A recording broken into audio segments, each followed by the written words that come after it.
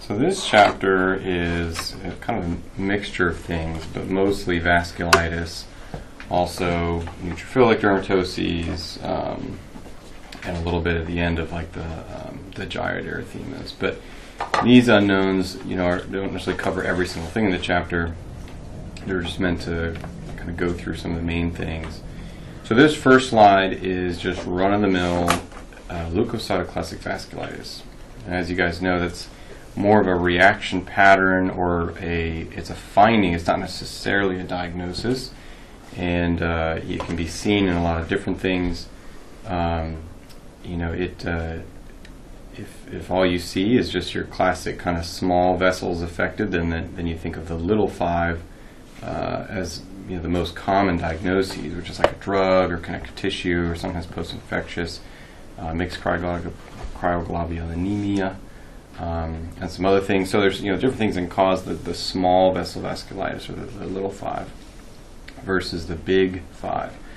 So the main features with leukocytoclastic vasculitis, usually from scan, if it's very well developed, which this of course is a really nicely well developed biopsy, usually you'll see just this pink, smudginess of the vessels. I mean, there's obviously something going on with these vessels versus them being nice and clean like they normally are. And the main features when you get down in deeper, adjust this a little bit.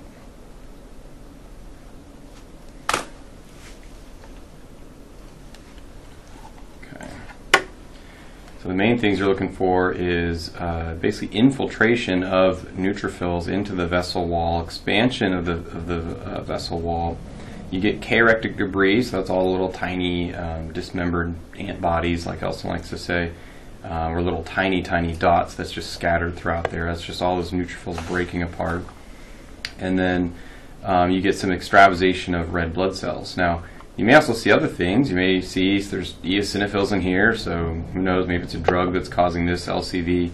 And then usually with just run-of-the-mill leukocytoclastic vasculitis, you still have preservation of the endothelium, and that may or may not necessarily be a super important finding or something that you even are really looking for. But you'll notice that there is still kind of some cells that are alive in here, and that's the endothelium.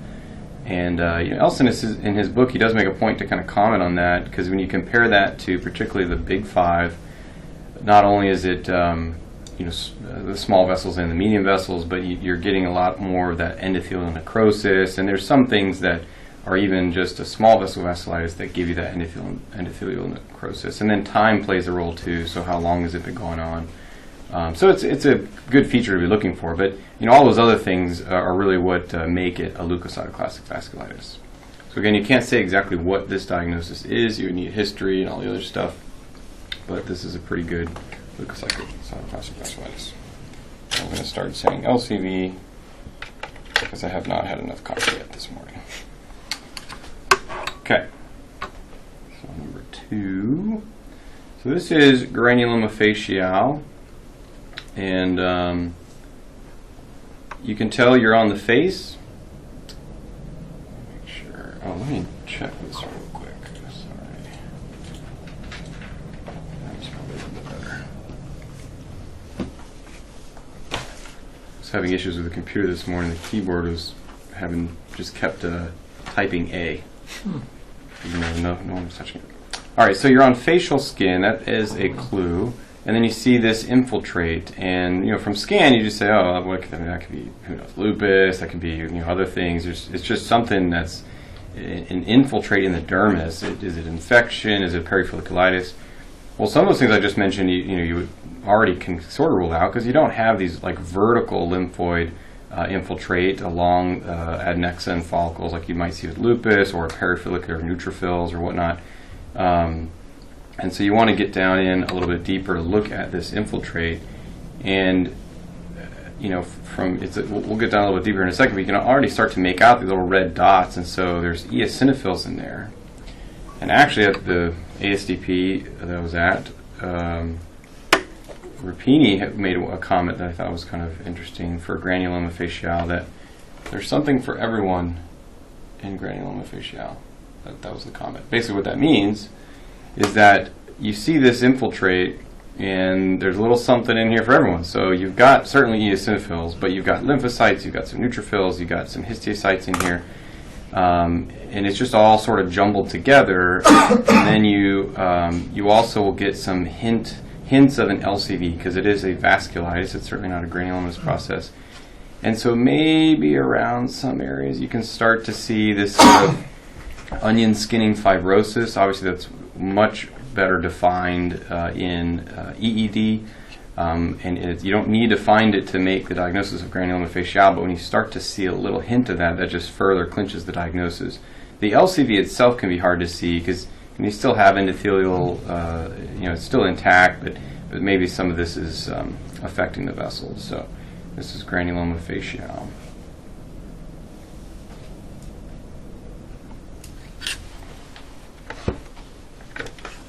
So this next one is EED, or erythema elevatum diutinum,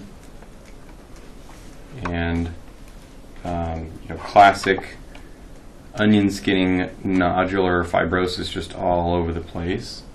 So this one usually, when it's this well developed, it's pretty easy to say, oh, that's EED.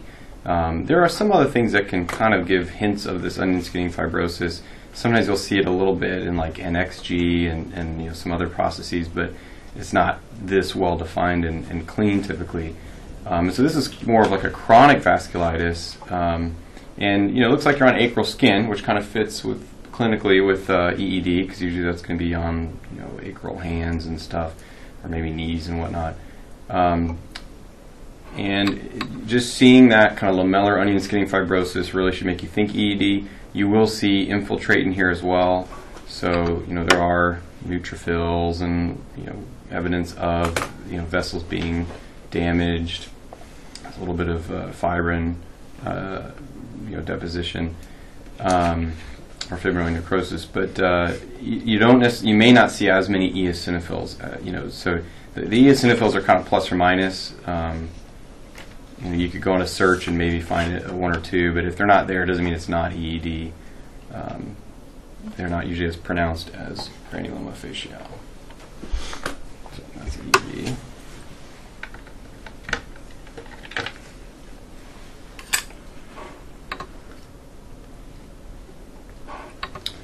Okay, so this is supposed to be Wegener's.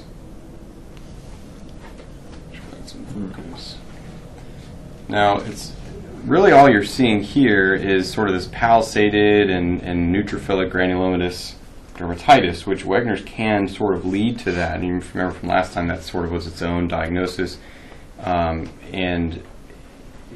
that kind of diagnosis, or that term, is more meant to be descriptive because a lot of different things can give that pattern. Because there's so much going on, so much inflammation and infiltrate and necrosis and stuff, it can be hard to say, well, is there actually a vasculitis? Is there, where even are the vessels? Because it's just a bunch of shmoo and necrosis and stuff going on. And at the bottom of any ulcer or any sort of really necrotic ulcerative process, you can get an incidental vasculitis. So it would be hard just from this biopsy alone to say, oh, this is obviously Wegener's granulomatosis. However, if the biopsy says, this was taken from this area of like purpura, or they were thinking some sort of vasculitis, and then you saw lots of this granulomatous process going on, then that would lean you towards Wegener's, because that's kind of more the prototypical granulomatous vasculitis. So all we're seeing here again is just tons of like necrosis, and there's neutrophils and mixed infiltrate in here. But you can start to make out that maybe there were some vessels in some of these locations, but they're all just sort of dead now. And then around some of these vessels, you see these giant cells, and that those giant cells around these vessels, but with all this kind of neutrophilic debris and necrosis, all those things hint at Wegener's granulomatosis. So, there's certainly a vasculitis going on in there, but you would need some of that history to help tease that out. And there's the big five, when it comes to vasculitis. Actually, I'll go through that when we see PAN. talk more about that in a second. This one, I believe as well, is just it's a leukocytoclastic vasculitis was the diagnosis. For this one. Yeah, so small vessel leukocytoclastic vasculitis. So I won't belabor the point, but basically everything I said for that first slide is the same here. You can't say exactly what the diagnosis is, but even from scan, you can kind of start to see all the features and the neutrophils infiltrating the vessels and the charectic debris and all that stuff going on. So these vessels are not happy; they're dying. But it's really just small vessels. If you look down deep, there's really not a whole lot going down, and maybe we don't happen to cut into a really big deep vessel, so we can't say with certainty, but it certainly appears to just be these superficial small vessels. And so then again, that brings up that kind of the little 5 differential. Okay, so 6.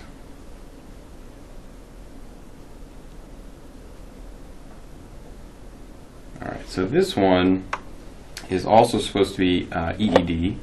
And this one, is, as you can see, is a little bit different from that other one. It's not, that onion skinning fibrosis is not as prominent. In that other one, it was probably been going on for a long time. And so it was very much in the chronic, kind of late stages of EED. Whereas this one is almost like an in-betweener between the appearance of granuloma faciale and then EED. And so you can see this sort of nodular, but also diffuse infiltrate that seems to be focused around the vessels. Focus. And it is damaging the vessels. You don't really see a clear lumen. I mean, they certainly do not look happy.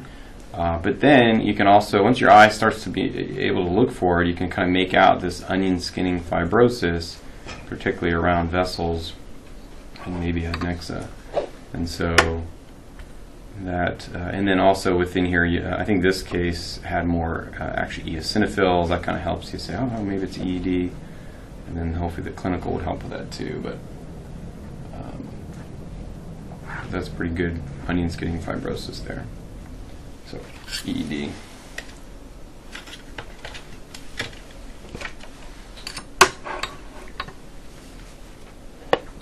Okay.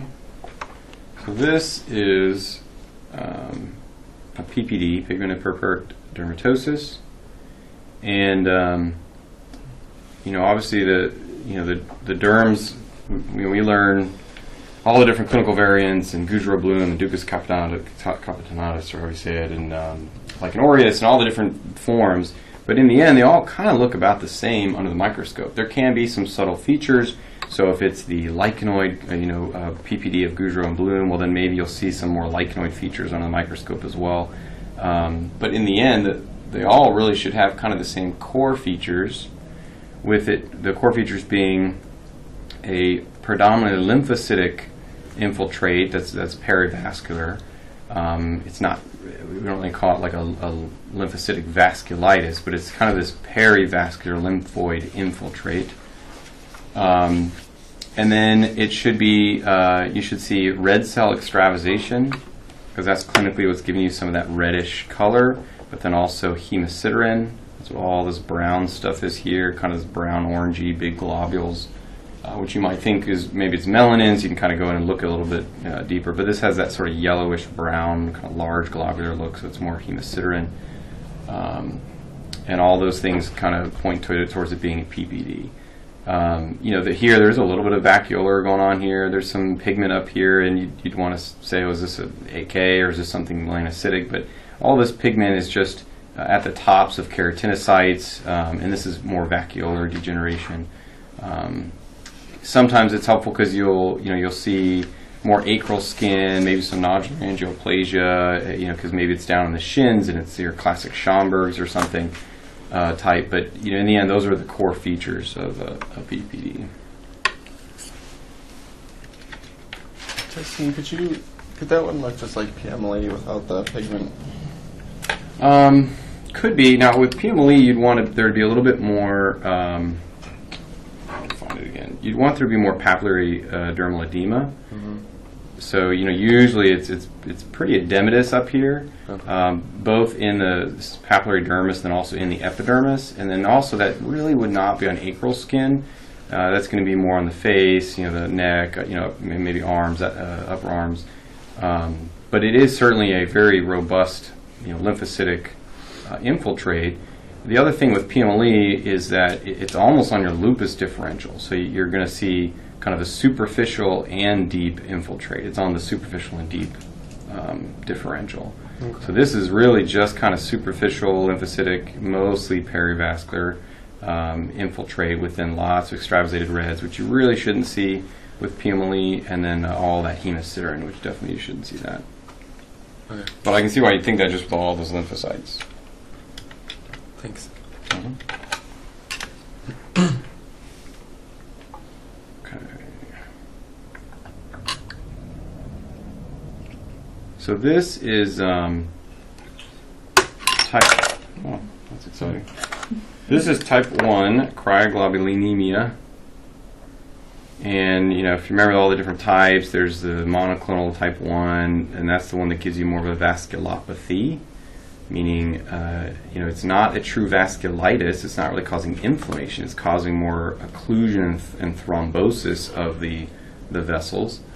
And so that's really what the point of this slide is, to show you, all these are just thrombotic vessels. It's not really like a vasculitis per se. Now, mixed cryoglobulinemia causes a vasculitis. Sorry, I'm trying to hold this slide on here. You can see these are basically just jelly-filled, occluded vessels, indicative of a vasculopathy. And there's lots of extravasated reds. You can see how this clinically is going to look like a purpura. And so it's just all this. It's this. Eventually, the skin will not be very happy. So kind of the time, as with any vasculitis, vasculopathy, the time of when you biopsy it is important and can change the features a little bit.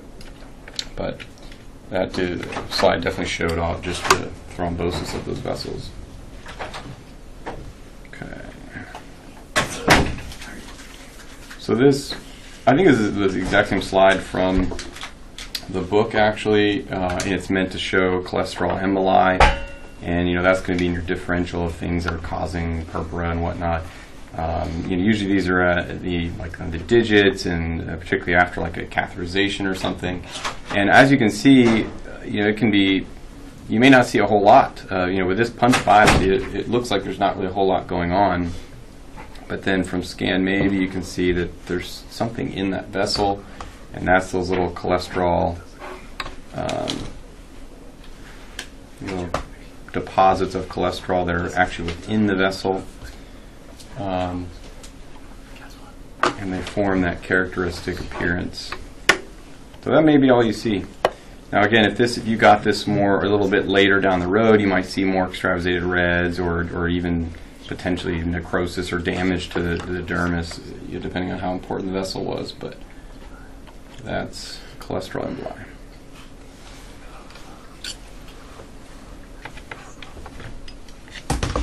Okay, 10. So this one is sweets. Now I tell you from personal experience, after you see sweets, and it's a classic slide histopathologically, you look at it and you're like, oh, all these neutrophils, and this papillary dermal edema, this is awesome for someone who's a nerd like me. You then later on, everything that seems to have neutrophils, you want to make into sweets, and you see, oh, lots of neutrophils, it must be sweets. Well, we see tons of neutrophils in a lot of different things, of course. Anything that's infectious and a lot of other things going on. So you have to kind of hold that sweets card for when you really, really feel like it is sweets.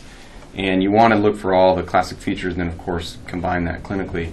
So here you see relatively acute vascular weave horn, because usually those kind of juicy nodules, they're a little bit more of an acute occurrence.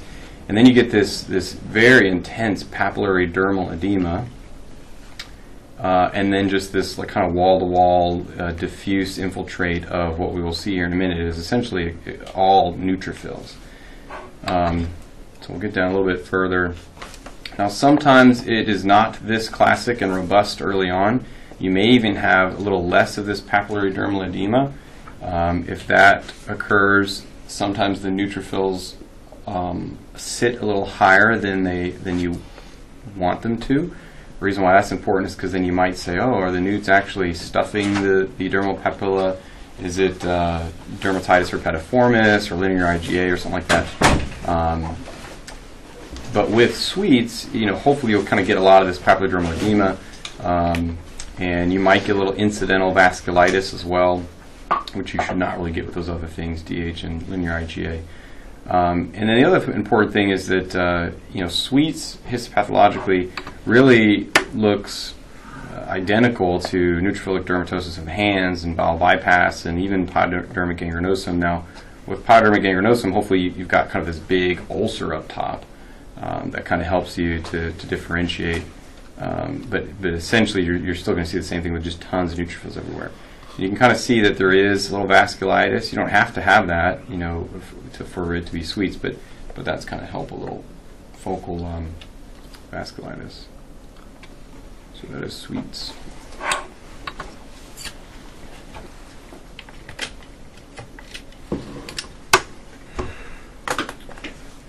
Okay, so this one is more of a medium vessel vasculitis.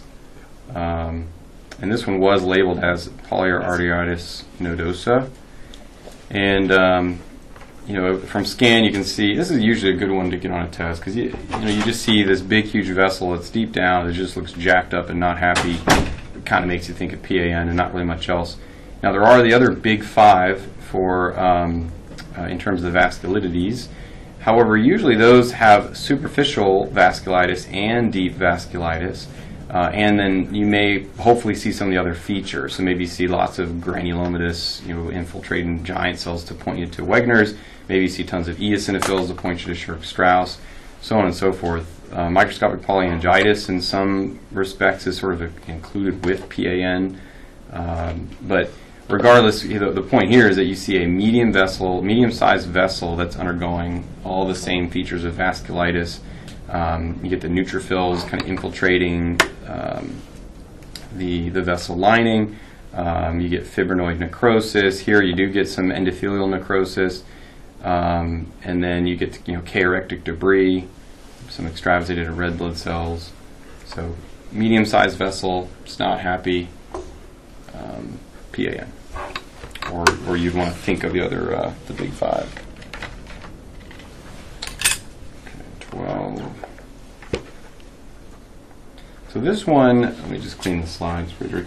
This one is supposed to be early LCV, and the point this one tries to make is that that time course is certainly important, and maybe all you see initially is just some neutrophils kind of collecting around these vessels. And you may not necessarily have the fibrin deposition or the a ton of K-erectic debris present yet. So this is kind of early LCV. Get a little deeper. So you can see here there are some neutrophils kind of starting to get inside the vessels, maybe a hint of K-erectic debris. There's some eosinophils that look like they're in here, so maybe it's drug-induced LCV. But it can be pretty subtle early on, and that's kind of the point of this slide.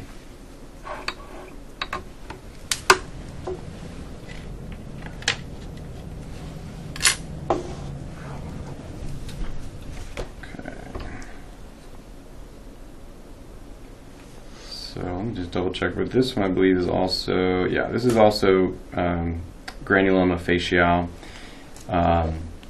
And this one is, it also has some hints here of it being on the face, so that's a clue. And then you get this nodular infiltrate of mostly a mixed infiltrate, but with some pretty prominent eosinophils that you can see, especially as we get in a little bit closer. So quite a lot of eosinophils in here, seem to be clustering around vessels. And unlike the last one, this one's a little bit harder to find any hints of that onion skin fibrosis, but maybe somewhere around some of the vessels you can kind of make that out. But as I mentioned before, a little something for everyone. There's some early signs of vasculitis in the middle of these infiltrates. So on the face, vasculitis, eosinophils with maybe hints of onion skinning, fibrosis, points it to GF. And again, those eosinophils are a pretty good clue. For GF, they're not necessarily as helpful for EED, although through there that's certainly helpful. So this is cartilage, just for those who are still getting used to seeing that. Classic cartilage here, and hopefully on the biopsy specimen, we would say that this is from someone's nasal septum or something, and it's this kind of erosive plaque or something that's going on. And with that knowledge, and then looking at these areas and seeing just all this necrosis and this neutrophilic kind of mixed infiltrate with giant cells and what appears to be damage to probably some vessels and stuff in here. It's hard to even find where the vessels were, but that probably was a vessel, and it's just getting all eaten up. Tons of giant cells everywhere. So with all that together, then you say, that points to Wegener's granulomatosis. And so it's not necessarily something you can make or clinch the diagnosis on the biopsy, but when you combine all those things together, that's how you come up with that.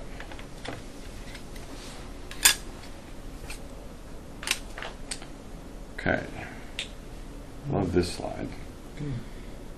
Because this is Urticaria, and as you can see, there's not a whole lot going on, and that's why it's often in the differential when you guys get your biopsies back. It says, well, can't rule out Urticaria, because a lot of times there's not much going on, even though this biopsy specimen comes from a classic urticarial lesion, I would assume. But with urticaria, what you hope to see is maybe this kind of sparse infiltrate, which as we get in a little bit deeper, you can kind of make out some hint of some neutrophils in the dermis. You may also see the rare occasional eosinophil, maybe some mast cells, and then you may even see within the vessels themselves, you see some collections of neutrophils, maybe some marginization. Some of that we imagine at times, but and maybe you see just this subtle kind of papillary, or not papillary dermal, but just sort of overall some dermal edema. But usually that gets removed with processing, so you're not seeing it can be hard to see that those widened collagen bundles because it can be very, very subtle. But here there is just something going on. It's not a perfectly clean dermis. There's some, I've looked before, I'm not going to take the time to do an exhaustive search now, but there are neutrophils in here, there's some rare mast cells, rare eosinophil, and then maybe some neutrophils kind of within the vessels themselves and kind of marginating. And otherwise, not much else going on. Acute vascular horn, not really spongiosis per se, maybe a hint. There's nothing vacuolar going on. There's no superficial and deep well-defined infiltrate around adnexa. So in the absence of all those things, and then just with these sort of subtle findings, it's kind of what points you to urticaria.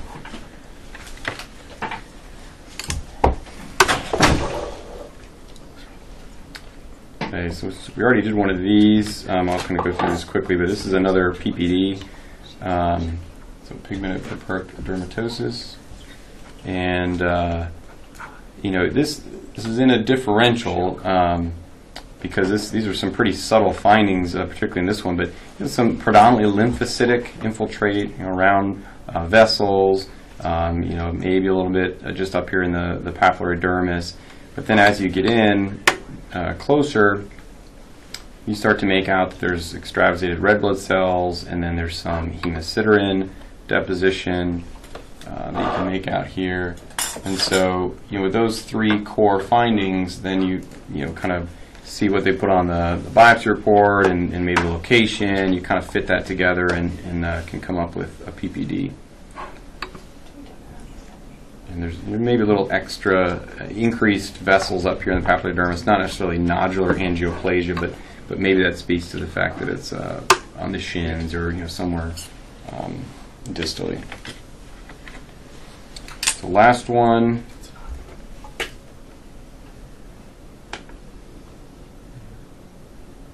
this is Wells syndrome, and of course it's not super common, but